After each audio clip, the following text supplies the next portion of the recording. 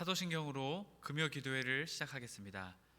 전능하사 천지를 만드신 하나님 아버지를 내가 믿사오며 그 외아들 우리 주 예수 그리스도를 믿사오니 이는 성령으로 잉태하사 동정녀 마리아에게 낳으시고 본디오 빌라도에게 고난을 받으사 십자가에 못 박혀 죽으시고 장사한 지 사흘 만에 죽은 자 가운데서 다시 살아나시며 하늘에 오르사 전능하신 하나님 우편에 앉아 계시다가 저리로서 산자와 죽은 자를 심판하러 오시리라. 성령을 믿사오며 거룩한 공예와 성도가 서로 교통하는 것과 죄를 사하여 주시는 것과 몸이 다시 사는 것과 영원히 사는 것을 믿사옵나이다. 아멘. 찬송가 435장 찬양 들으시겠습니다.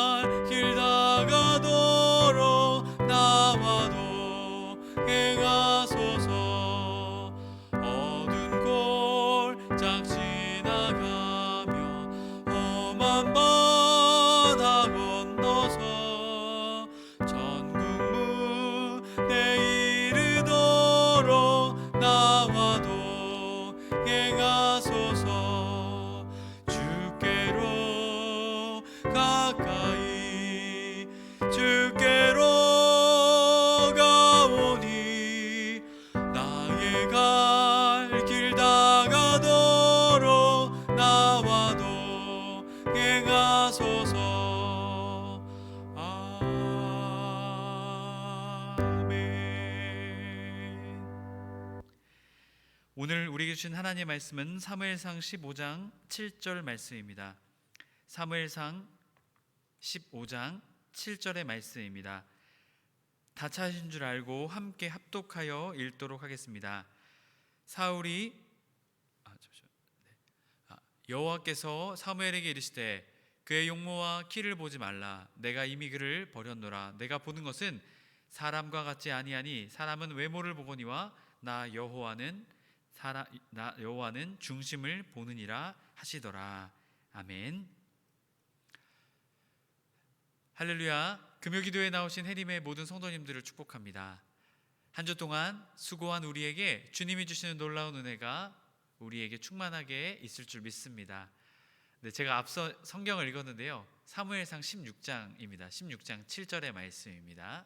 네, 죄송합니다. 네, 지난 시간에는 우리가 하나님께서 결국 사울을 버리신다라는 제목으로 말씀을 나누었습니다.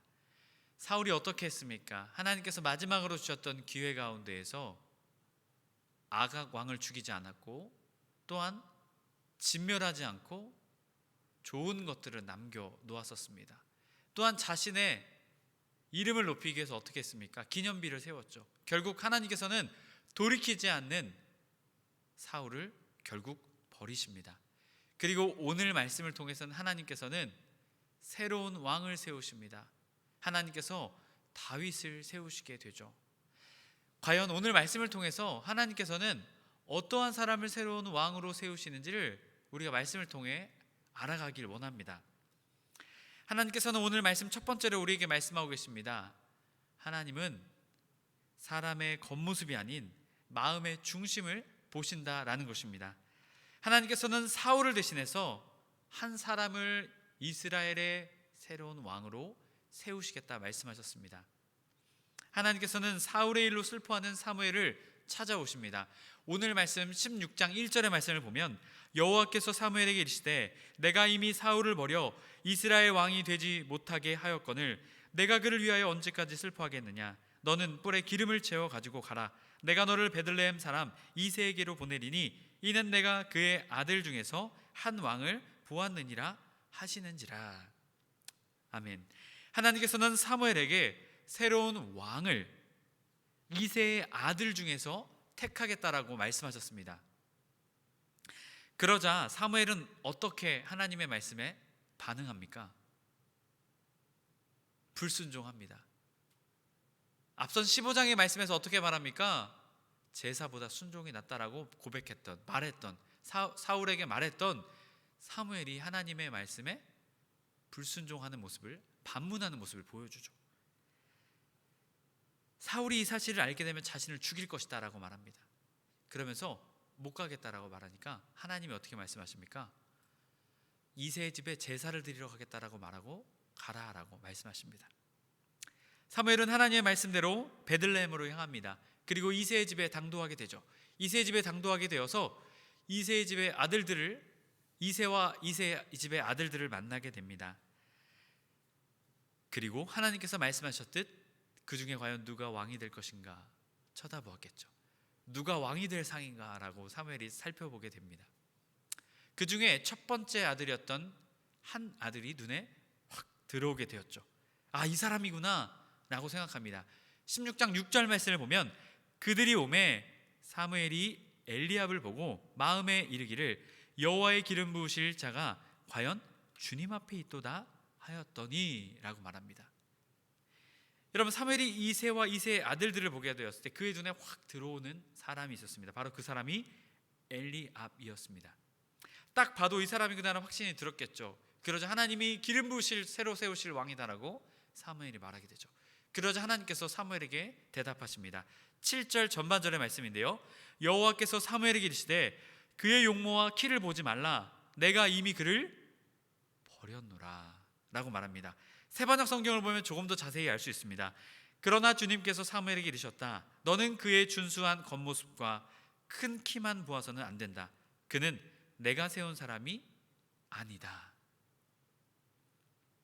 하나님께서는 사무엘의 마음을 지적하셨죠. 이것은 마치 7절 전반절에 우리가 읽은 개역개정 성경의 말씀의 표현을 따르면은 누구를 떠오르게 합니까?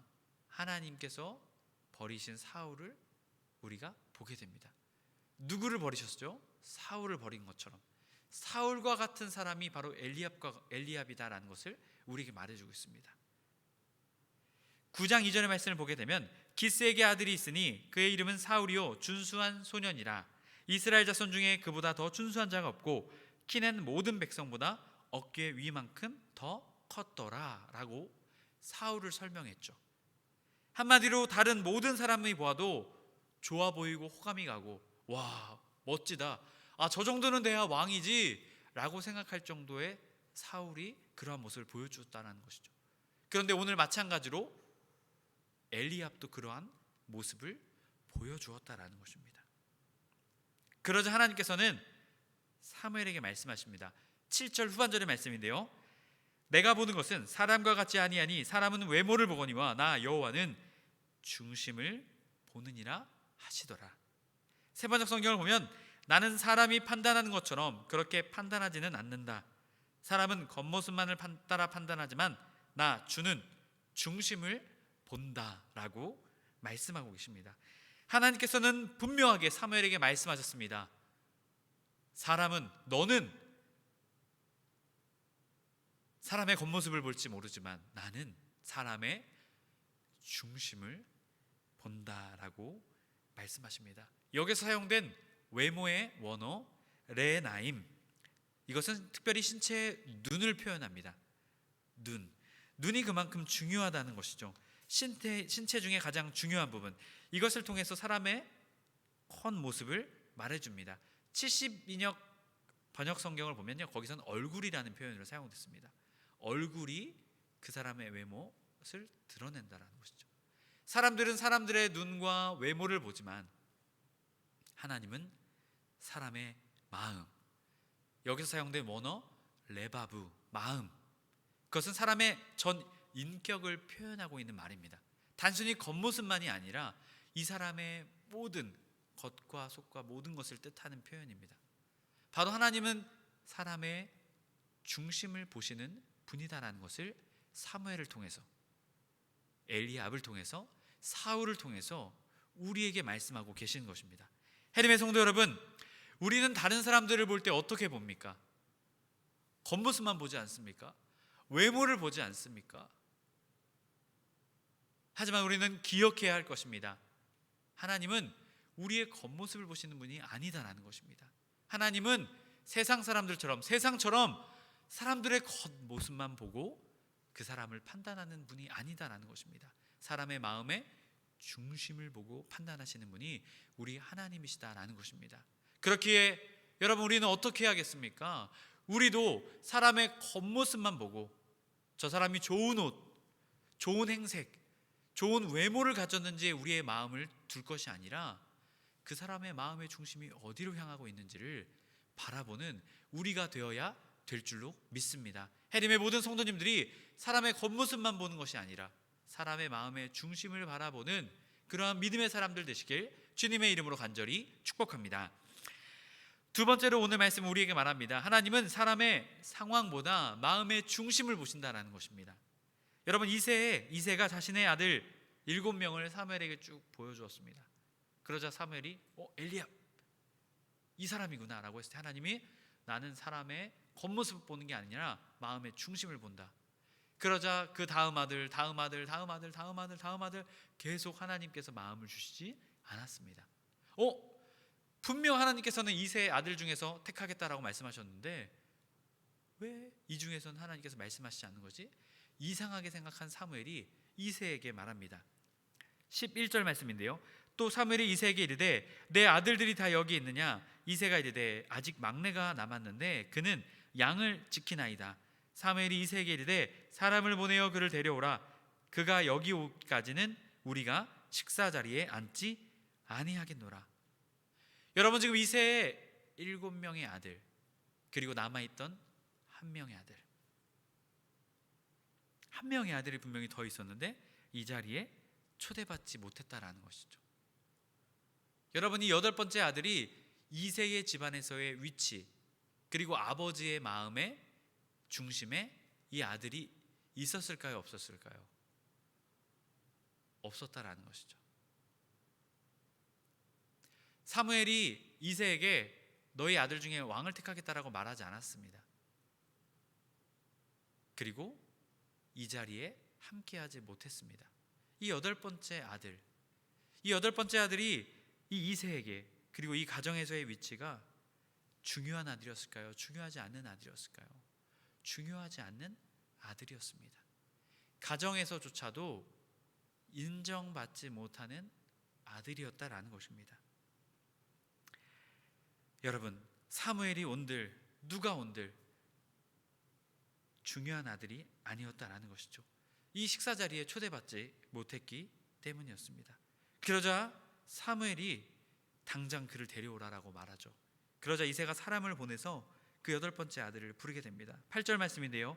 이에 사람을 보내어 그를 데려오매 그의 빛이 붉고 눈이 빼어나고 얼굴이 아름답더라. 여호와께서 이르시되 이가 그니 일어나 기름을 부으라 하시는지라. 아멘. 여러분, 8번째 아들이 도착했습니다. 그래서 이 8번째 아들이 어땠습니까? 얼굴이 붉고 눈이 빼어나고 외모가 준수했습니다. 여기서 우리는 또 한 가지의 질문이 들게 되죠. 분명히 하나님은 겉모습 보시는 게 아니라 사람의 마음의 중심을 보신다라고 하셨는데 왜 다윗이 또 이렇게 표현이 되어 있지? 하나님 너무하시는 거 아닌가? 이렇게 우리가 이렇게 웃기게 반문을 할 수 있습니다. 하지만 우리는 이것을 좀 더 자세하게 살펴보아야 합니다. 하나님이 마음의 중심을 보시는 자가 이 8번째 아들이었습니다. 이 8번째 아들의 마음의 중심이 하나님을 향하는 사람이었다라는 것이죠. 결국 이 사람의 마음의 중심이 하나님을 향하니 이 사람 안에 있는 이 마음의 중심이 겉으로 드러나게 되었는 것이죠. 그래서 이 사람이 내적인 모습, 이 내면이 하나님을 향하고 있으니 그의 외모에서 풍기는, 외면적인 모습에서 풍기는 모습조차도 아름답고 귀한 모습이었다라는 것을 우리에게 말해주고 있습니다. 바로 토부, 창세기에서도 표현한 말씀이죠. 토부, 보시기에 좋았다. 바로 이 다윗을 통해서 주님께서는 이 말씀을 하셨던 것입니다. 그러자 사무엘이 이 이새의 8번째 아들에게 기름을 붓게 되죠. 13절 말씀입니다. 사무엘이 기름 불병을 가져다가 그의 형제 중에서 그에게 부으더니 이날 이후로 다윗이 여호와의 영에 크게 감동되니라. 사무엘이 떠나 라마로 가니라. 여러분, 바로 이 8번째 아들이 다윗이라는 사람이었습니다. 하나님께서는 사무엘의 기름 부음을 통해서 다윗과 함께 하셨습니다. 그리고 다윗의 삶을 통해 왕의 삶을 살게 될 것이다 라고 하나님께서는 기름 부어 그에게 말씀하셨습니다. 해림의 성도 여러분, 혹시 다윗처럼 우리도 가정에서 또한 사람들에게 인정받지 못하는 삶을 살아가고 있지는 않습니까? 그래서 우리 자기 자신을, 존재를 너무나 낮은 존재로 여기고 살아가고 있지는 않습니까? 그러나 오늘 말씀을 통해 우리는 기억해야 합니다. 세상의 많은 사람들은 사람들의 겉모습과 사람들의 겉으로 드러난 능력들을 보고 판단할지 모릅니다. 하지만 우리 하나님은 사람의 겉모습으로만, 또한 사람들의 평가로 그 사람을 평가하시는, 판단하시는 분이 아니다라는 것입니다. 하나님은 우리의 마음의 중심을 보시는 분이십니다. 그렇게 하나님께서도 이새의 집안에서 초대받지 못했던 아들 다윗을 택하셔서 그를 하나님의 마음에 합한 자, 하나님의 마음에 드는, 하나님을 기쁘시게 하는 왕으로 세우셨던 것을 우리는 보게 됩니다. 그렇게 우리는 기억해야 합니다. 하나님은 사람의 겉모습으로 판단하시는 분이 아니다라는 것입니다. 여러분, 만약 하나님이 사람의 겉모습으로 판단하신다면 여러분, 우리가 선택받을 수 있을까요? 정말 잘생긴 연예인들이나 이런 유명인들이 하나님께서 그들을 부르시겠죠. 하지만 오늘 성경은 그렇게 말하고 있지 않습니다. 하나님은 사람의 겉모습, 키나 멋진 외모, 아름다운 외모, 이것을 통해서 사람을 판단하시는 분이 아니다라는 것입니다. 하나님은 사람의 마음의 중심을 판단하시는 분이시다라는 것입니다. 여러분, 그렇게 우리는 그리스도인으로 어떻게 살아가야 하겠습니까? 우리의 마음의 중심을 하나님을 향해 나아가는 우리의 삶이 되어야 할 것입니다. 그렇기에 우리의 마음의 중심이 어디로 향하고 있는지를 점검해야 할 것입니다. 하나님을 향하고 있는지, 아니면 하나님 외의 것, 세상의 물질과 명예와 성공, 사람들의 판단과 사람들의 인정을 향하고 있지 않은지 우리는 우리의 신앙을 점검해야 될 줄로 믿습니다. 여러분, 혹시 우리의 마음의 중심이 주님께로 향하고 있지 않다면 회개하고 마음을 돌이키고 다시금 하나님을 향한 중심을 주님께로 향하며 나아가는 우리가 되어야 할 것입니다. 여러분, 그렇다면 우리가 하나님을 향해 우리의 중심을 세워나가는 방법에는 무엇이 있을까요? 하나님을 향한 기쁨과 감사와 진정한 사랑의 고백인 찬양이 있을 수 있겠죠. 우리의 삶이 찬양이 넘치는 삶이 되어야 될 줄로 믿습니다. 또한 하나님의 마음을 알 수 있는 하나님의 말씀, 성경을 우리의 삶에 늘 가까이 하는, 우리가 맥체인 성경 읽기를 통해서 늘 주님의 말씀을 가까이 하고 있죠. 또한 우리가 하나님을 향해 한 주 동안 말씀을 붙잡는 말씀도 우리가 그것을 통해 하나님의 마음을 우리의 마음에 담고 우리가 그 중심을 주님을 향해 나아갈 수 있습니다. 또한 무엇이 있습니까? 하나님과 소통할 수 있는 기도가 우리에게 있습니다. 그렇게 우리는 찬양과 말씀과 기도를 통해 우리의 삶의 중심과 마음의 중심을 늘 주님께로 향해 나아가는 우리가 되어야 할 것입니다. 그럴 때 주님께서는 우리의 겉모습과 우리의 겉으로 드러난 그 어떤 것, 사람들의 인정, 또한 우리의 세상에서의 위치, 그 어떠한 것으로 우리를 판단하실 것이 아니라 우리의 마음의 중심, 하나님을 향하고 있는 우리의 마음의 중심을 통해 우리를 판단하시고 하나님께서는 우리를 부르시고 우리를 하나님의 사역 가운데, 하나님의 놀라운 일 가운데 우리를 세워 주실 줄로 믿습니다. 해림의 모든 성도님들이 우리의 마음의 중심을 하나님께 드리는 그러한 믿음의 사람 되시길 주님의 이름으로 간절히 축복합니다. 우리 함께 말씀을 붙잡고 기도하기 원합니다. 하나님, 우리의 마음의 중심을 주님께 드리기 원합니다. 혹시 우리의 마음의 중심이 하나님께로 향하고 있지 않습니까? 주님, 회개하고 마음을 돌이켜오니 우리의 마음의 중심을 주님께 드리게 하여 주옵소서. 주님, 그리하여 또한 우리의 삶이 찬양의 삶이 되게 하시고 말씀의 삶이 되게 하시고 기도의 삶이 되게 하셔서 우리의 중심이 늘 주님께로 향하는, 주님이 기뻐하시는 자, 다윗과 같은 자, 하나님이 함께 하시는 자의 삶을 살아갈 수 있도록 우리를 인도하여 주시옵소서. 이 시간 다 같이 기도 제목 가지고 주여 한번 외치며 다 같이 합심해서 기도하시겠습니다. 주여! 하나님 아버지, 우리를 붙잡아 주시기 원합니다. 하나님, 우리의 마음의 중심을 주님께 드리기 원합니다. 주님께서는 사람의 겉모습, 사람의 키, 사람의 겉으로 드러난 그러한 어떤 것으로 우리를 판단하시는 분이 아닙니다. 우리의 마음의 중심, 우리의 마음의 중심이 어디에 있는지를 보고 우리를 판단하시는 분이십니다. 하나님, 우리가 그 믿음의 사실을 깨달았습니다. 주님, 우리가 우리의 겉모습, 우리의 겉으로 드러난 사람들의 인정과 세상의 인정, 성공, 물질, 명예, 그런 것에 우리의 마음을 빼앗길 것이 아니라 우리의 마음의 중심이 하나님을 향하고 있는지, 우리의 삶에 주님을 향한 찬양이 흘러넘치고 있는지, 주님의 마음을 알기 위해 주님의 말씀을 늘 우리의 삶에 가까이에 두고 있는지, 또한 주님의 소통하기 위해 주님께 기도하고 있는지, 주님, 우리가 우리의 삶을, 우리의 신앙을 점검하게 하여 주옵소서. 혹시 그런 삶을 살지 못하고 있다면 회개하고 마음을 돌이키고 삶을 돌이켜 다시금 우리의 삶을 중심을 주님께로 향해 나갈 수 있는 해림의 모든 성도님들 될 수 있도록 주님, 우리를 붙잡아 주시옵소서. 주님, 우리의 힘으로 우리의 능으로 할 수 없습니다. 주님, 우리에게 성령의 능력을 부어주사 주님을 바라보게 하여 주옵소서. 우리의 마음의 중심이 주님께로 향하게 하여 주시옵소서. 우리의 마음의 사랑이 늘 주님을 향하게 하여 주시옵소서. 우리의 마음의 삶의 모든 중심이 늘 주님을 향하여, 늘 주님의 마음을, 주님의 사랑을, 주님의 은혜를 구하며 살아가는 믿음의 사람 되게 하여 주시옵소서. 하나님, 인도하여 주시옵소서. 사랑의 하나님, 감사합니다. 주님, 우리의 마음의 중심에 무엇이 있는지 우리의 신앙과 우리의 마음을 점검하게 하여 주시옵소서.